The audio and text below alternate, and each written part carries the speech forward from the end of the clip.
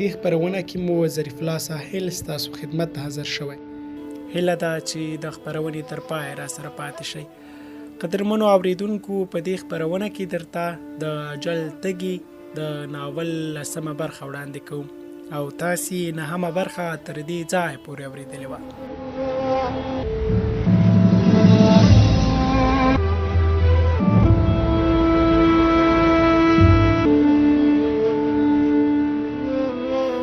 په پیل کې له فورمې سره 50,000 روپۍ باید تحویل شي. له هغې وروسته د دواګانو معالجې مصارف یې لا نور دي. لږ تر لږه 80,000 روپۍ په کار دي. زبیر په ډېرې مایوسۍ سره ډاکټر ته وکتل او ما وویل تاسو ته خو زمونږ بد حالات معلوم دی، څه کمی به رانه شي پکې. ډاکټر وویل ما در سره تر دې دمه د خپل فیس وغیره په معامله کې مرسته کړې ده.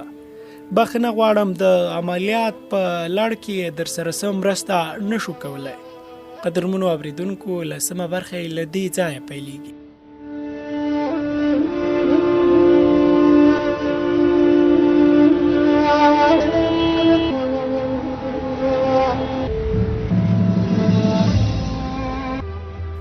د ډاکټر پاک جواب د هغوی دواړو زړونه مات کړل. ډاکټر چې له کوټې ووت هما وویل دا د شخصي روغتونو والا خو د سړي سټه وباسي، دولتي روغتون ته باید لاړ شو. له روغتون نه چې راووتل سیده تمځای ته لاړل. ډاکټر یې له مټ نه پلستره خوا کړی وه، هسې موقتي پټۍ ورله لګولې وه. په زخمي بدن بس کې سفر کول څه آسان کار نه دی. د مسافرو په ټیل ماټیل کې د لاس تکلیف نور هم زیات شو. تقریبا نیم ساعت وروسته یوه دولتي روغتون ته ورسېدل. د دغه روغتون اداره هم د هیواد د نورو دولتي ادارو په څیر بګړوا شوې وه. ډاکټر و که نرس، پیاده وي که چوکیدار، هر سړی داسې ښکارېده لکه کوم لوی سیاستوال چې په انتخاباتو کې یې ماتې خوړلې وي. هر یوه تریو مخ نیولی وه، هېڅ سمه خبره یې په خوله نه راوتله. هما او زبیر په اول سر کې یو څه پریشانه شول، بیا هم څه ناڅه پوه شول چې کوم لور ته باید لاړ شي.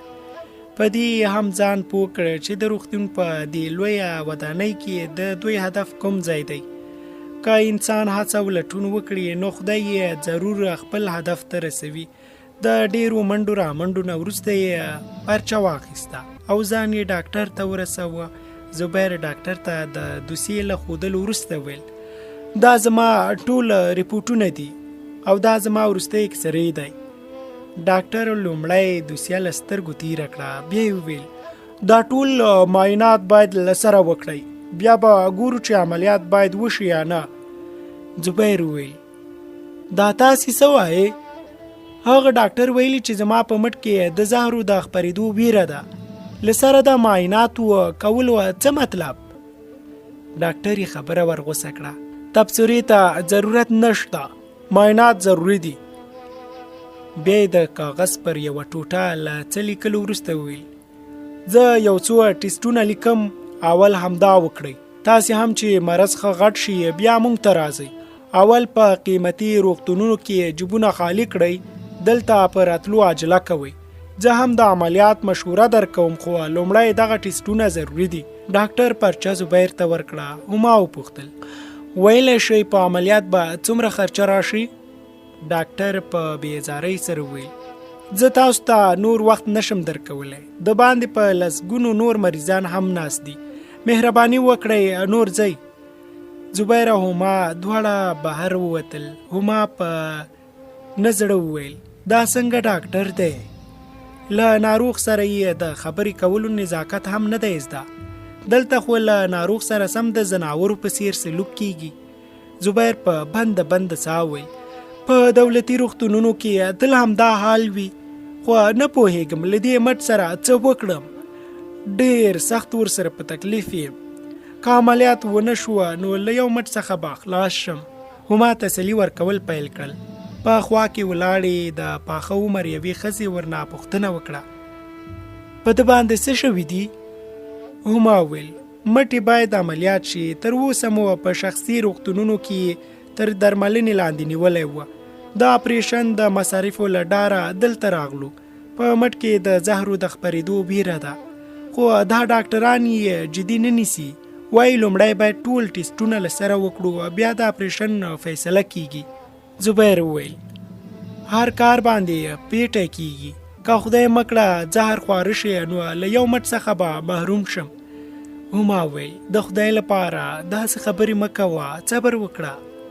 زبیر وویل نورې خبرې پرېږده، فی الحال مې له دې ځایه بوځه، که نه نو په دې روغتون کې به مې زړه وچوي. له روغتونه دواړه نیغ کور ته راغله. د مټ درد شیبه په شیبه زیاتېده. هما وویل هغه مسیحا ولټوه چې تا ته یې 500 روپۍ درکړې وي، هغه به در سره ضرور څه مرسته وکړي. چیرته یې ولټوم؟ ما ته خو یې نوم هم یاد نه دی. هغه خو د یخ باد د خوږې څپې په څیر وه. یو ناڅاپه راغی او بیرته په خپله مخه لاړ.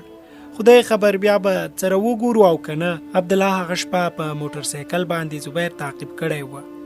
د کور یې هم پیدا کړی وه.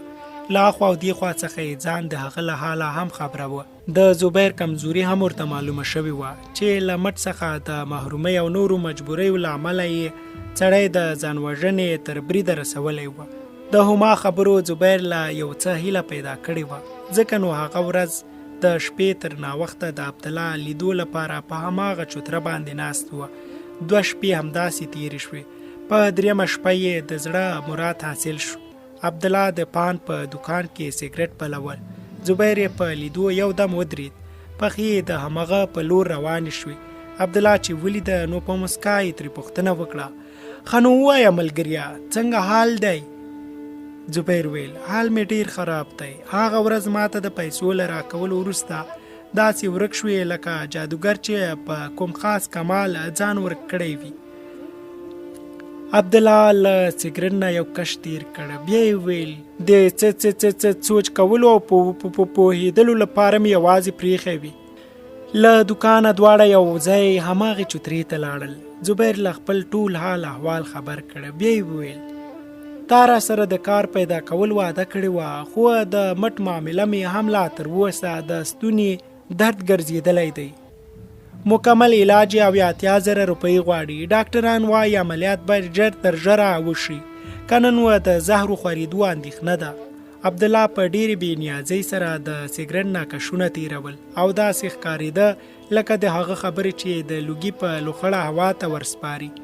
زبیر ترې زړه نازړه پوښتنه وکړه ته را سره څه مرسته کولی شي؟ عبدالله وویل دا خو ډېرې پیسې دي. زبیر ویل زه فقط د بچیانو په خاطر غواړم علاج وکړم. زما څخه پرته مې ښځه بچی او ځوانه خور هیڅ اسره نه لري. زه نشم کولی د یو لاس څخه محروم ژوند وکړم. که مرګ رانغی په خپله به ځان زندۍ کړم. عبدالله یو نظر ور وکتل، اوږده ساه یې واخیسته، هغه ته یې په ملا ډب ورکړ او بیا یې وویل دا رنګه خبرې کوه، مایوسي خو کفر دی. زبیر د هغه لاس ونیوه. بیا یې وویل ته مایوسیو په تیارو کې ته د رڼا د څرک په بڼه راغلی. وایه ملګریه ما سره مرسته کولی شي؟ د علاج نه وروسته به محنت مزدوري وکړم او ستا یوه انه روپۍ به درکړم. له هیلو ډکو سترګو سره یې عبدالله ته کتل. هغه په خیال کې داسې ناست و لکه په خیالونو کې چې د پیسو بندوبست کوي. بیا یې موبایل راویست او کوم چاته یې میسج لیکل پیل کړ. د زبیر زړه ډیر په درزا و. 12 دقیقې وروسته عبدالله موبایل جیب ته کړ. بیا یې وویل ته باید همدا زما سره لاړ شي. زبیر هم سمدستي راپورته شو. له هغه سره په موټر سایکل کېناست. پرته له دې چې په دې حقیقت پوه شي تقدیر په کومه روان کړی. 1.5 ساعت وروسته موټر سایکل د یو کور مخې ته ودرېد. عبدالله وویل دلته زما یو اځوړ یار اوسیږي. د هغه یو لوی انټرنیټ کلب دی. هغه کولی شي مرسته را سره وکړي. فی الحال عبدالله نه غوښتل له هغه سره مرسته وکړي، بلکې غوښتل یې د هغه غمونه او مایوسي نورې هم ورزیاتې کړي او د مایوسیو تر وروستي بریده یې ورسوي. د هغه ملګري له پلان سره سم خپل کاروباري مجبوریتونه یاد کړل. په اخر کې د جیم نه یو زرګیز لوټ راویست او ویل ما سره بس همدا شته، دا در سره واخله. هغه دا پیسې په زوره د زبیر په جیب کې کېښودې. شیطان هسې هم سړی نه وژني، بس کړوي. عبدالله هغه د پلان له مخې بېلابېلو ملګرو ته بوته. زبیر د هغه په دغه لوبه لږ هم نه پوهېده. د هغه له زړه خوږۍ او همدردیو څخه اغېزمن شوی و. فکر یې کوه چې دا بیچاره زما لپاره څومره منډې وهي. غریب زما لپاره د سلګونو روپیو تیل وسوځول. دا ټول زما خپله بدمرغي ده. په پای کې له هرې دروازې څخه مایوسه راستانه شول. له اخوا او دېخوا ګرځېدو وروسته دواړه د بهر غاړې ته لاړل. زبیر په یوه غټه تیږه کېناست. سر یې کلک ونیوه. عبدالله ورڅخه په ملا ټپ ورکولو سره پوښتنه وکړه، څه وشول؟ هغه له غمه وویل، زه باید دا ومنم چې په صفر کې ضرب شوی یم. نه ځان لپاره څه کولی شم او نه مې د کورنۍ لپاره. آیا دا ژوند دی؟ زه ولې ژوندی اوسم؟ زه باید ومرم. ته چې مړ شې نو د ښځې او بچیانو به دې څه حال وي؟ زما په ژوند یې څه ښه ورځ ولیدله. زه باید ومرم. عبدالله غوښتل پوره باور او ډاډ حاصل کړي چې هغه رښتیا هم د ځان وژنې تر بریده رسېدلی او که نه. په سرسري ډول یې وویل، ویل آسان وي خو خپل ځان وژل ډېر مشکل کار وي. خو دا یو مشکل زما د ټولو مشکلاتو حل دی. د زبیر له سیري خبرو د انداز او پخې ارادې څخه په ډاګه معلومېده چې ورو ورو هغه منزل ته رسېدلی چیرې چې عبدالله غوښتل ویې رسوي. عبدالله د سګرټ د یوه کش له تېرولو وروسته وویل، آیا ته واقعي سنجیده یې؟ زبیر د تایید په ډول سر خوځولو وروسته وویل، ځان وژنه کیدای شي زما نجات سبب وګرځي. عبدالله د سګرټ لوګي په هوا کې خوشې کړل او بیا یې وویل، که ځان وژنه کوي نو د کوم نیک مقصد لپاره یې وکړه. زبیر پرته له دې چې په څه پوه شي همداسې ور ولوېد. عبدالله خپلې خبرې اوږدې کړې. کله چې د یوې ونې جرړې له منځه لاړ شي نو سوری یې ختمیږي. بیا هم د خپلو لرګیو په واسطه د کور غړي تاوده ساتي، ځکه کمرې هم نو په داسې مرګ ومره چې له مرګ وروسته دې هم د کور نغری بل پاتې شي. څه مطلب؟ زه په هیڅ پوه نه شوم. چې تا په مرګ کېږي ستا کورنۍ به لکونه روپۍ ترلاسه کړي. زبیر په حیرانۍ سره وویل، دا څه وایې؟ زه په ژوند د هغوی لپاره څه کولی نه شم، په مرګ به یې څه په کار راشم؟ له مرګ وروسته به مې څوک څه د فیل غوندې په 1.5 لک روپۍ واخلي؟ له 1.5 لک نه هم زیات لږ تر لږه 10 لک روپۍ ترلاسه کولی شي. زبیر هیڅ باور نه کوه. له عبدالله څخه یې پوښتنه وکړه، آیا دا هم کوم کاروبار دی؟ که دی نو څوک زما د ژوند د ډیبې په مړه کولو سره ماته د لکونو روپیو ګټه څه لپاره را رسوي؟ پاکه خبره کوه. ته بس داسې ګڼه چې ته مرې. بس دا ووایه چې مرګ غواړې د دې لپاره چې له مصیبتونو ډک دغه ژوند نه بېغمه شي او خپلو اولادونو ته نجات هم ورکړي. زبیر د هغه په خبرو یو څه قایل شو. که زما له مرګ وروسته ښې ورځې راتلونکې وي نو زه مرګ ته تیار یم. آیا له مرګ وړاندې به مې ښځې او بچو ته ټولې پیسې ورکړل شي؟ عبدالله پرته له دې چې څه ووایي هغه دادا بهایي ته بوته. دادا بهایي ورته 1 لک روپۍ ور وغورځولې. بیا یې وویل، اول دې اپریشن وکړه، دا بل لاس دې هم مضبوط کړه. ښځې ته دې بانکي حساب پرانیزه. له هغې وروسته به دې د ښځې په حساب کې 15 لکه روپۍ جمع کړی شي او ته به د منځني ختیځ کوم هیواد ته واستول شي. آیا زه باید هلته ژوند قربان کړم؟ نه، ته به بیرته راځې. همدلته به درنه د ضرورت په وخت کې کار واخیستل شي. په یاد ولره چې ته هیڅ نشې کولی او نه ګوره چاته د دې سودا په هکله څه ووایي. ستا لږه غلطي هم تا او ټوله کورنۍ دې بربادولی شي. ښځه، بچي او خپلوان دې یو د مرګ کندې ته غورځولی شي.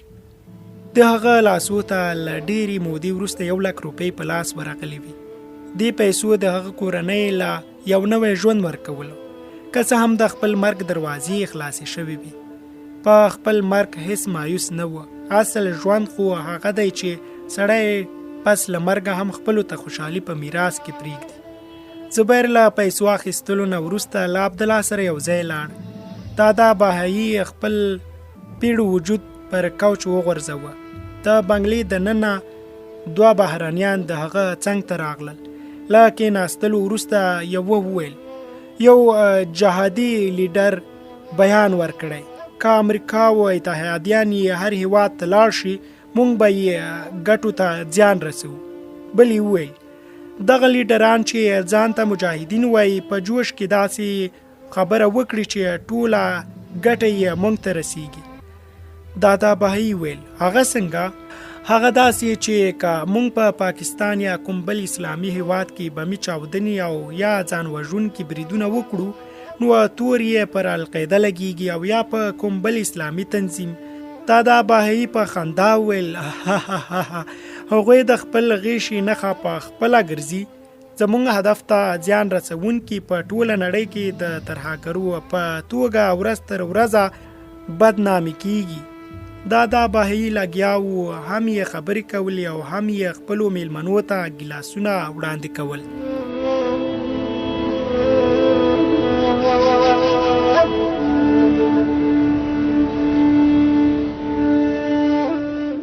قدرمنو اورېدونکو د اجل تږي ناول 10مه برخه په همدې ځای پای ته رسیږي.